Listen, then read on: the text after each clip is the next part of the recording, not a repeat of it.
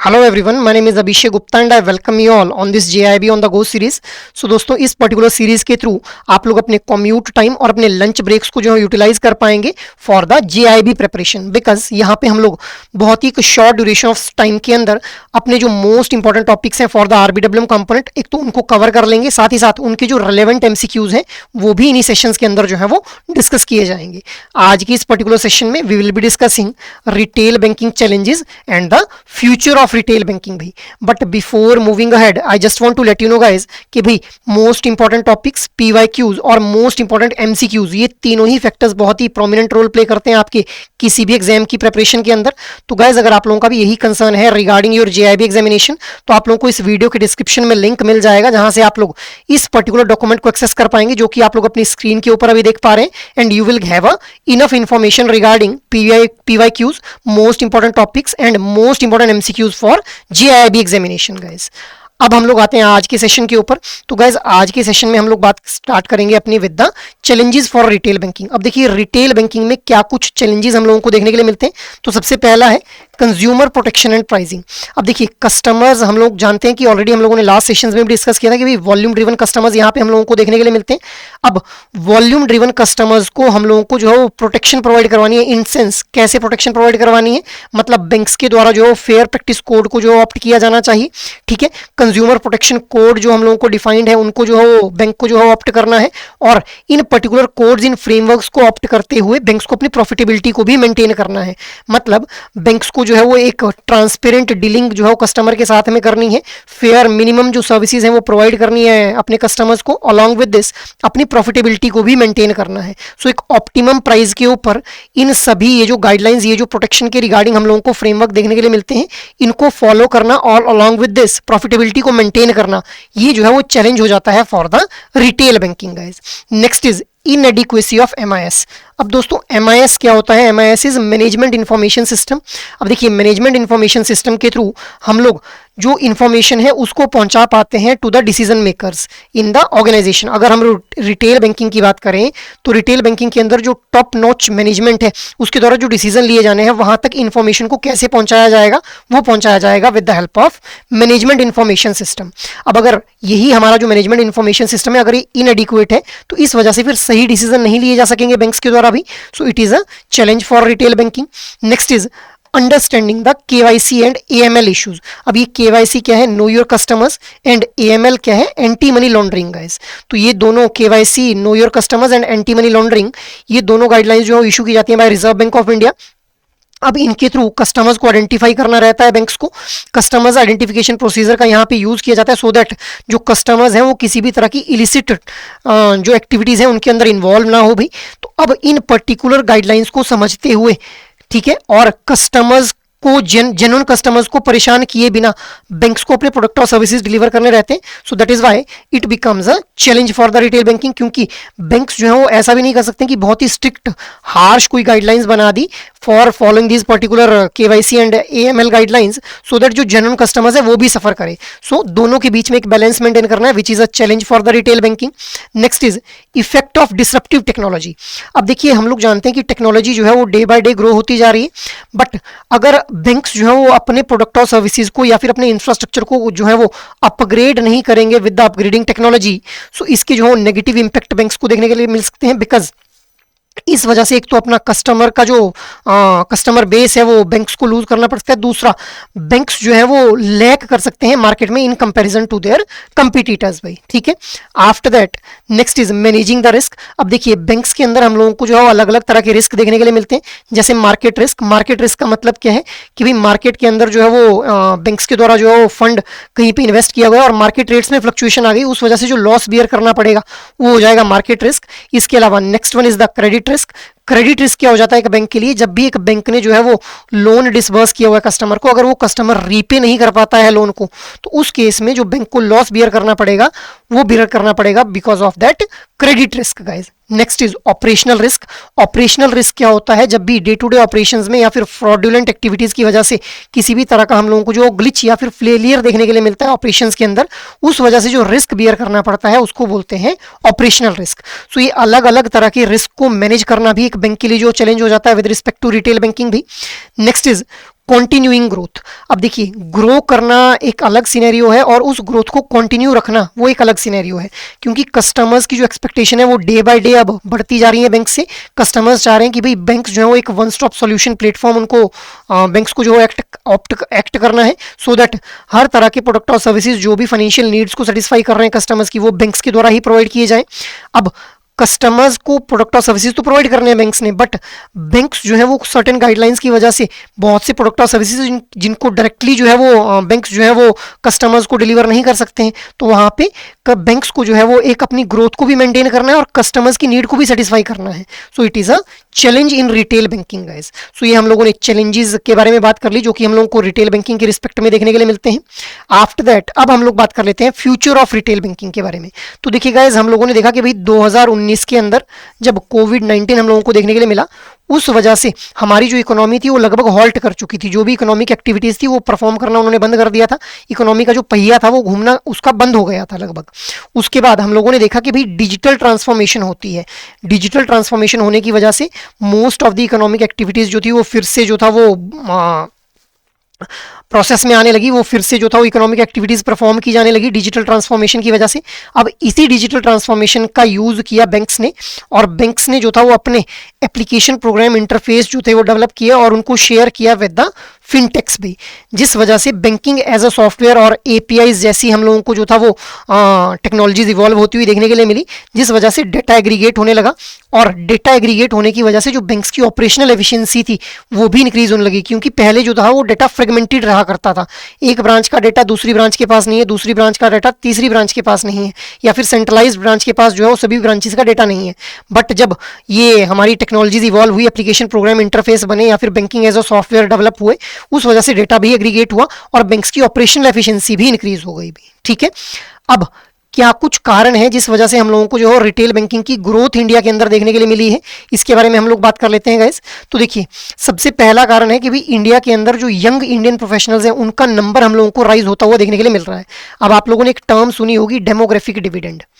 Demographic dividend का मतलब क्या है कि भाई जो हमारी वर्किंग एज पॉपुलेशन है वो किस तरह से हम लोगों को देखने के लिए मिल रही है। अब इंडिया का जो डेमोग्राफिक डिविडेंड है वो काफ़ी अच्छा माना जा रहा है, बिकॉज यहाँ पे यंग इंडियन प्रोफेशनल्स हम लोगों को ज़्यादा देखने के लिए मिल रहे हैं। अब जितने ज़्यादा जो है वो डेमोग्राफिक डिविडेंड अच्छा होगा इंडिया का, उतने ही ज़्यादा इंडिविजुअल जो है वो इन्वॉल्व होंगे इकोनॉमिक एक्टिविटीज़ के अंदर। जितनी इकोनॉमिक एक्टिविटीज़ जो है रन हो रही होंगी, उतनी ही ज़्यादा जो है वो जो इंडिविजुअल्स हैं, क्योंकि वो जब इकोनॉमिक एक्टिविटीज़ में इन्वॉल्व होंगे तो उनके थ्रू कुछ ना कुछ फंड्स को अर्न किया जाएगा, कुछ फंड सेव करेंगे, कुछ फंड को इन्वेस्ट करेंगे। तो इट मीन्स रिटेल बैंकिंग की जो है वो उनको जो है वो ज़रूरत पड़ने वाली है। एक्चुअल में जो ये यंग इंडियन प्रोफेशनल्स हैं, जितने ज़्यादा यंग इंडियन प्रोफेशनल्स हैं उतने ज़्यादा जो है वो हम लोगों को रिटेल बैंकिंग की ग्रोथ देखने के लिए मिली है इंडिया के अंदर। Next is India's economic growth. अब ऑब्वियस सी बात है कि जब इंडिया के जो यंग इंडियन प्रोफेशनल्स जब वो इकोनॉमिक एक्टिविटीज़ में इन्वॉल्व रहेंगे तो इंडिया की इकोनॉमी भी उस वजह से हम लोगों को जो ग्रो होती हुई देखने के लिए मिल रही है। जितनी ज़्यादा इकोनॉमी ग्रो करेगी उतने ज़्यादा गुड्स और सर्विसेज प्रोड्यूस किए जाएंगे, और जितने ज़्यादा प्रोडक्शन करनी है उतने ही ज़्यादा जो है क्रेडिट की रिक्वायरमेंट रहेगी। तो अल्टीमेटली इंडिया की जो इकोनॉमिक ग्रोथ है वो भी हम लोगों को एक कॉन्ट्रीब्यूटिंग फैक्टर देखने के लिए मिलता है with respect to the growth of retail banking in India. Next is purchasing power. अब दिस परचेजिंग पावर, ये जो परचेजिंग पावर है ये भी हम लोगों को इंक्रीज होती हुई देखने के लिए मिल रही है। इंक्रीजिंग ये जो परचेजिंग पावर है it is also linked with the India's economic growth, क्योंकि परचेजिंग पावर इंक्रीज होने का मतलब क्या है कि पहले जैसे 100 रुपीज़ के अंदर अगर आप लोग जो था वो 5 kg जो था वो वीट ले पा रहे थे, ठीक है, तो अब आप इन्हीं 100 रुपीज़ के अंदर जो अगर 10 kg वीट ले पा रहे हैं, मतलब आपकी या तो इनकम बढ़ गई है, ठीक है, जिस वजह से आप लोगों की जो परचेजिंग पावर है वो बढ़ गई। तो जितनी ज़्यादा परचेजिंग पावर होगी, ठीक है, उतने ज़्यादा जो है इंडिविजुअल्स के पास सरप्लस फंड बचने लगेंगे। उन सरप्लस फंड को वो डिपॉजिट करेंगे या फिर इन्वेस्ट करेंगे, विच is a contributing factor for the growth of retail banking guys. Next is financial market reforms. अब देखिए फाइनेंशियल मार्केट्स के अंदर भी हम लोगों को कुछ ऐसे रिफॉर्म्स देखने के लिए मिले विच वर्क कस्टमर सेंट्रिक, जिस वजह से कस्टमर जो था वो फाइनेंशियल मार्केट के ऊपर जो था और ज़्यादा जो था वो रिलाई करने लगे, ट्रस्ट करने लगे, which is a contributing factor for the growth of retail banking भी। Next is technological innovations. अब हम लोग देख रहे हैं कि टेक्नोलॉजी धीरे धीरे जो है एडवांस होती जा रही है। तो जैसे जैसे टेक्नोलॉजी इनोवेट हो रही है वैसे वैसे बैंक्स के द्वारा भी प्रोडक्ट और सर्विसेज को अपने इनोवेट किया जा रहा है, सो दैट कंपटीशन को मैच किया जा सके। So technological innovation is also a reason for the growth of retail banking. Next is automation of banking processes. अब ऑटोमेशन का मतलब क्या है कि पहले क्या होता था कि इंडिविजुअल जो बैंकर्स रहते थे उन्होंने अगर किसी नए प्रोडक्ट के बारे में जो है इन्फॉर्म करना है अपने कस्टमर्स को, तो या तो वॉक इन कस्टमर्स को वो इन्फॉर्म कर पाते थे या फिर इंडिविजुअली उनको जो था वो कस्टमर्स को जाकर के इन्फॉर्म करना पड़ता था। बट ऑटोमेशन होने की वजह से हम लोगों को देखने के लिए मिल रहा है कि भाई एक प्रमोशनल मेल चली जाती है जो भी टारगेटेड कस्टमर्स रहते हैं कि भाई इस तरह का नया प्रोडक्ट जो आपके लिए ऑफर किया जा रहा है and you are eligible for this kind of product भी, जैसे प्री अप्रूव्ड लोन के आप लोगों को ऑफर आते होंगे। सो ये भी ऑटोमेशन, बैंकिंग प्रोसेसेस की ऑटोमेशन होना भी एक कंट्रीब्यूटिंग फैक्टर है for the growth of retail banking, क्योंकि इससे ऑपरेशनल एफिशिएंसी इंक्रीज हो जाएगी भी।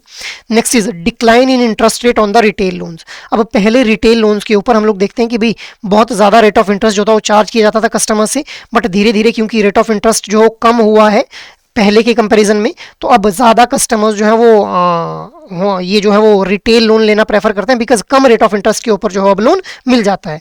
So it is also contributing factor भी। Next is change in terms of loan. Term और कंडीशंस जो पहले हुआ करती थी वो काफ़ी ज़्यादा जो है कस्टमर सेंट्रिक अब हम लोगों को देखने के लिए मिलती हैं। ठीक है, मॉरेटोरियम पीरियड जो ऑफर किए जाते हैं। ठीक है, इसके अलावा कस्टमर्स को जो है वो कंसेशनल रेट ऑफ इंटरेस्ट के ऊपर भी जो है वो लोन्स वगैरह प्रोवाइड किए जाते हैं, या फिर जो रीपेमेंट पीरियड है उसको भी रिस्ट्रक्चर कर दिया जाता है depending upon the situation of the customer. So which is a contributing factor for the growth of retail banking.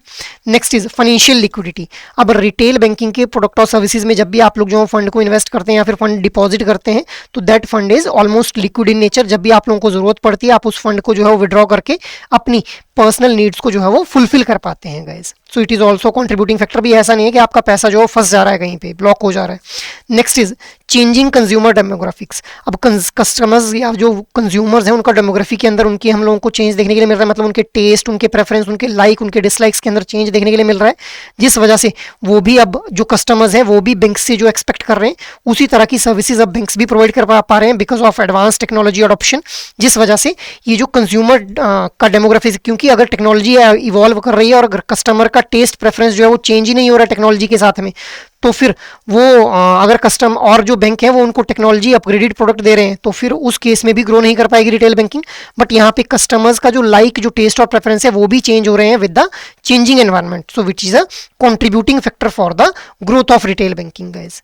Next is, अब हम लोग बात कर लेते हैं फ्यूचर ऑफ रिटेल बैंकिंग के बारे में भी। फ्यूचर में हम लोगों को क्या कुछ देखने के लिए मिलता है रिटेल बैंकिंग के अंदर, तो देखिए सबसे पहला जो फैक्टर है यहाँ पे वो है ग्रोथ इन डिजिटल बैंकिंग।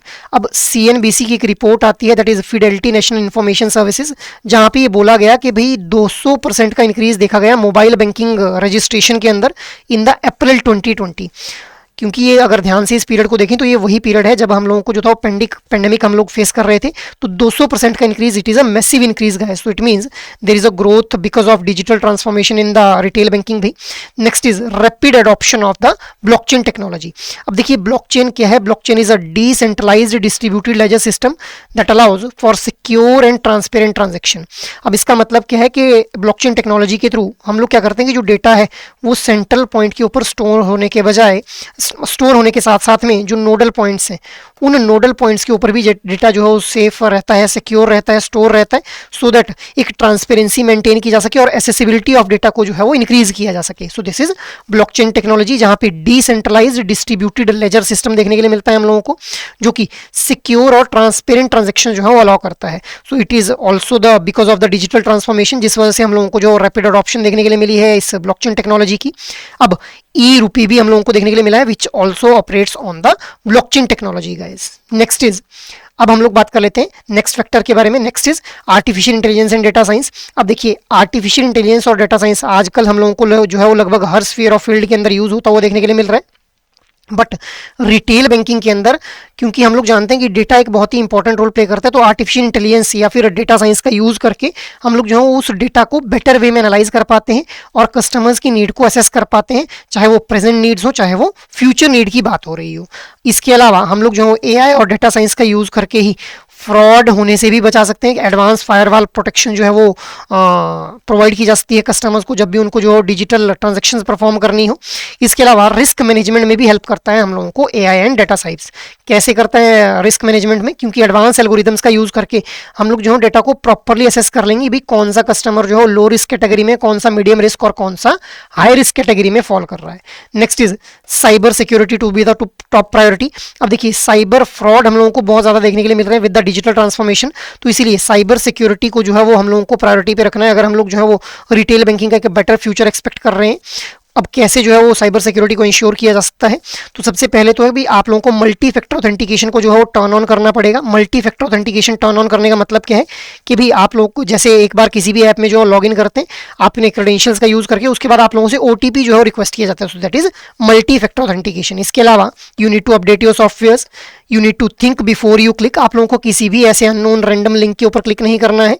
इसके अलावा स्ट्रॉन्ग अल्फा न्यूमेरिक पासवर्ड जो है वो यूज करके भी साइबर सिक्योरिटी को इंश्योर किया जा सकता है। So these are the 4 steps जिनके थ्रू आप लोग जो है वो साइबर सिक्योरिटी को इंश्योर कर सकते हैं गाइज।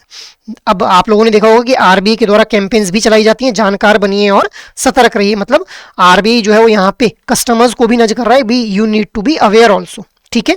आफ्टर दैट नेक्स्ट हम लोग बात कर लेते हैं पेमेंट इनोवेशन। अब देखिए डिजिटल ट्रांसफॉर्मेशन की वजह से हम लोगों को पेमेंट के अंदर भी जो पेमेंट मोड्स हैं उनके अंदर इनोवेशन देखने के लिए मिली है।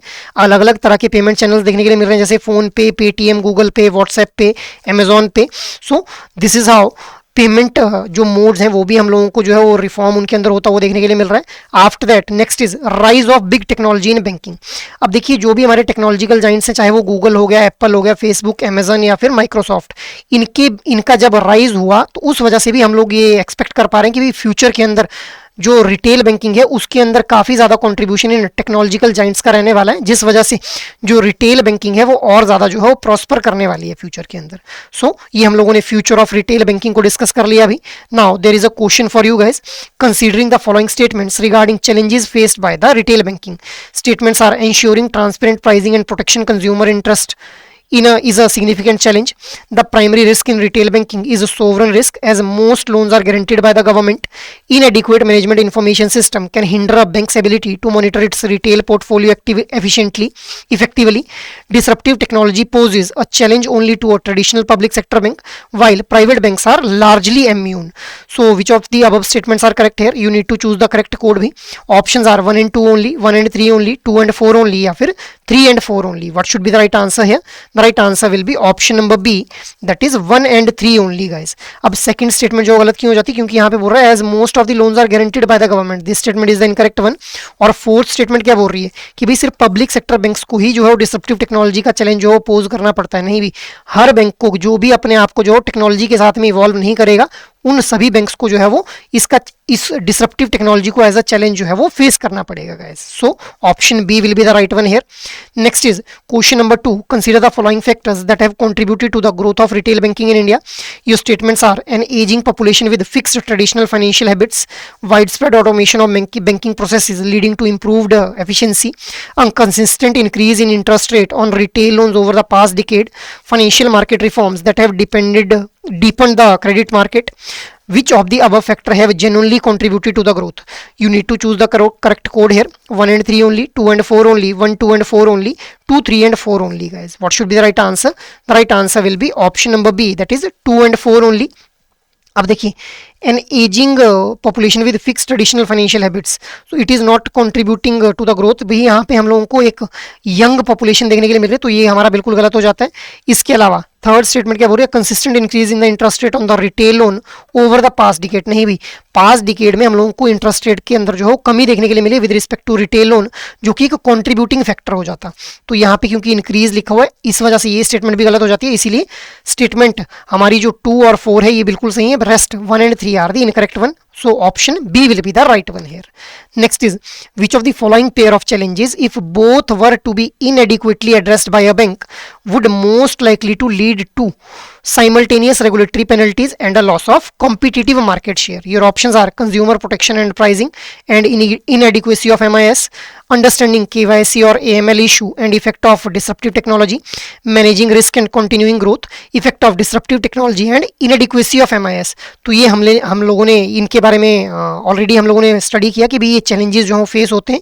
अब इनमें से कौन से चैलेंज जो है वो दोनों जो है वो अगर उनको एड्रेस नहीं किया जाता है, अगर उनको इनएडिक्वेटली एड्रेस किया जाता है बैंक्स के द्वारा, तो पेनल्टी भी फेस करनी होगी और मार्केट शेयर को भी लूज कर देंगे। कौन से वो चैलेंजेस हैं? So the right answer here will be option number A, that is customer protection and pricing and inadequacy of MIS। क्योंकि अगर कस्टमर प्रोटेक्शन और प्राइसिंग जो है वो प्रोवाइड नहीं की जाएगी तो उस केस में जो है वो पेनल्टी भी एक बैंक को बियर करनी पड़ सकती है और वो कस्टमर ट्रस्ट को भी जो है वो लूज कर सकता है। इसी तरह से अगर इनएडिक्वेसी है एमआईएस की, तो वहाँ पे हम लोग जो है सही से डिसीजन नहीं ले पाएंगे। अगर डिसीजन सही से नहीं ले पाएंगे तो अल्टीमेटली जो है वो हमारी जो गाइडलाइंस है उनको हम लोग कंप्लायंस उनका जो है फॉलो नहीं कर पाएंगे तो पेनल्टी लग सकती है। इसके अलावा गलत डिसीजन की वजह से जो है वो हम लोग जो है वो मार्केट शेयर को भी लूज कर सकते हैं। तो इसीलिए option A will be the right one here guys. So that is all for today's discussion guys. Apart from this, अगर आप लोग किसी भी तरह की गाइडेंस चाहते हैं रिगार्डिंग योर जेआईबी एग्जामिनेशन, तो आप लोगों को एडुटैप की वेबसाइट के ऊपर जाना है और यहाँ पे जेआईबी कोर्सेज के ऊपर क्लिक करते ही जैसे ही आप लोग स्क्रॉल डाउन करेंगे तो जेआईबी के लिए कंप्लीट मास्टर कोर्स आप लोगों को देखने के लिए मिल जाएगा, जिसके अंदर लाइव क्लासेस, कंसेप्ट नोट्स और मॉक टेस्ट आप लोगों को प्रोवाइड किए जाएंगे। तो यहाँ से आप लोग जो है होलिस्टिक वे के अंदर अपने एग्जाम की प्रिपरेशन कर पाएंगे। अलॉन्ग विद दिस, अगर आप लोग सिंगल कंपोनेंट के लिए जो मास्टर कोर्स चाह रहे हैं, then you can enroll yourself in I&IFS individual component master course, PPB, AFM और RBWM, चारों कंपोनेंट के लिए जो है इंडिविजुअल मास्टर कोर्स भी यहाँ पे आप लोगों को ऑफर किए जा रहे हैं। तो यहाँ से आप लोग जो इंडिविजुअल कंपोनेंट की भी कॉम्प्रिहेंसिव प्रिपरेशन कर पाएंगे। अपार्ट फ्रॉम दिस, अगर आप लोग चाह रहे हैं कि भी कम ड्यूरेशन ऑफ टाइम में प्रिपरेशन करनी है, you can enroll yourself in live crash course which is being launched by the Edutap guys, जहाँ पे आप लोगों को live classes, concept notes, solved PYQs, chapter wise mock test और फुल लेंथ मॉक टेस्ट जो है वो प्रोवाइड किए जा रहे हैं। ठीक है, तो you can have a look on this particular courses भी अगर आप लोग किसी भी तरह की गाइडेंस चाहते हैं regarding your GIB examination. Thank you.